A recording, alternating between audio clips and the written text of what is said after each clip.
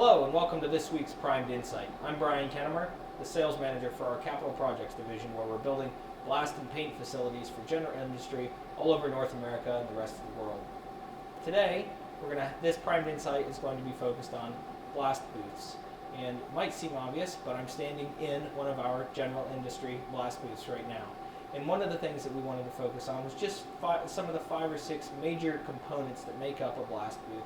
Because as we know, and as may be obvious, a lot of people are rather daunted when it comes to actually purchasing a blast booth. It's a decision that they typically only make once in their career, and it's one that is there's not a lot of knowledge that is passed down along the companies, and so there's a lot of questions that surround the construction of a blast booth for the first time. So some of the 5 or 6 critical components that we look at when we build a blast booth. First one is, of course, the shell itself, the walls, the roof, the structure that supports the booth. This one is a sound attenuated blast booth, so it's got a very thick insulated wall, which reduces the noise exposure on the outside of the outside of the booths. But that size of the shell is often determined by your part size, and that's one of the first things that we'll talk about to our customers when we first have a discussion about a blast booth. What part size makes up 80% of your work, and what is the most repeatable things that we do. And that way, we can then determine what size our dust collector needs to be, what size our abrasive handling system needs to be, and so on. So the next major component, number 2, after the booth shell itself, would be the dust collection system.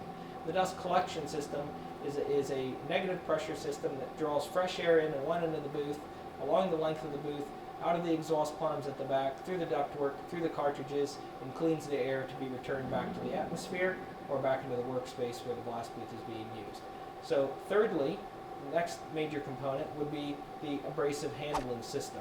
And that is to handle all of the grit and the dirt and the trash that is created when you abrasive blast. I'm standing on it now. It's typically grading. This one's a full floor recovery blast booth.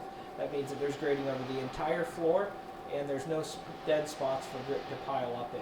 So the abrasive handling system takes everything, the good grit that's been blasted, the dust, the trash, and moves it to the cross conveyor, which then brings it to the 4th major critical component, which is the abrasive cleaning system.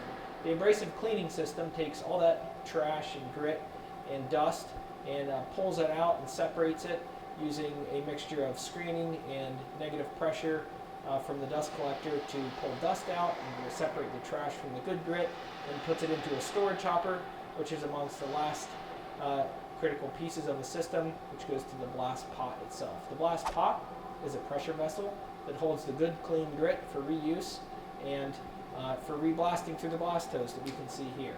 So of course it goes without saying that in order for this to be effective, you've got to have a good compressed air system and a good compressed air treatment system. And those are some of the critical components of an abrasive blast booth.